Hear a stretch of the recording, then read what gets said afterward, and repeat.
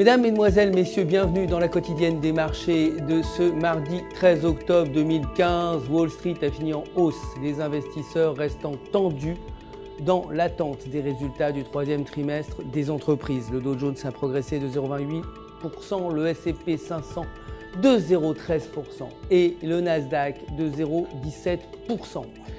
Le titre Amazon a gagné 1,93% pour finir à 550,19 $. Le dollar justement a perdu du terrain par rapport aux grandes devises, la perspective de moins en moins évidente d'une hausse des taux d'intérêt américains avant la fin de l'année ayant continué de peser sur le billet vert. Le solde budgétaire fédéral américain devrait afficher un excédent de 93,8 milliards contre un déficit de 64,4 précédemment. Côté matières premières, l'or a gagné 0,68% pour finir à 1163 $ l'once et le cours du baril de brut a baissé de 4,54% pour s'établir à 47,64 $. Côté devises, l'euro a légèrement reculé face au dollar, clôturant à 1,1357, les traders continuant de se demander si la Réserve fédérale attendra 2016 pour relever ses taux d'intérêt courts. Techniquement, selon le graphique du jour, la paire se situe sous la résistance à 1,1444. Si elle reste sous ce niveau, la paire pourrait reculer vers 1,1250.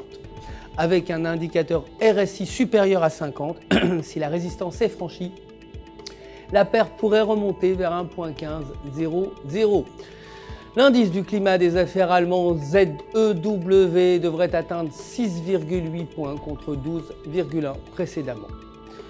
La livre sterling s'est légèrement appréciée face au dollar pour clôturer à 1,5342. Techniquement, selon le graphique de 4 heures, la paire flirte avec la résistance à 1,5380. Si elle reste sous la résistance, elle pourrait chuter à 1,5300. En revanche, si elle parvient à rester au-dessus de la moyenne mobile de 10 jours, la paire pourrait remonter vers 1,5400. L'IPC britannique devrait rester à 0%.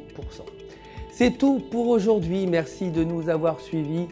Je vous retrouve bien sûr demain matin pour la suite de l'actualité des marchés. En attendant, restez avec nous sur www.ufx.com pour tous vos besoins de trading. Un conseiller personnel, vous le savez, est là pour répondre si vous avez des questions.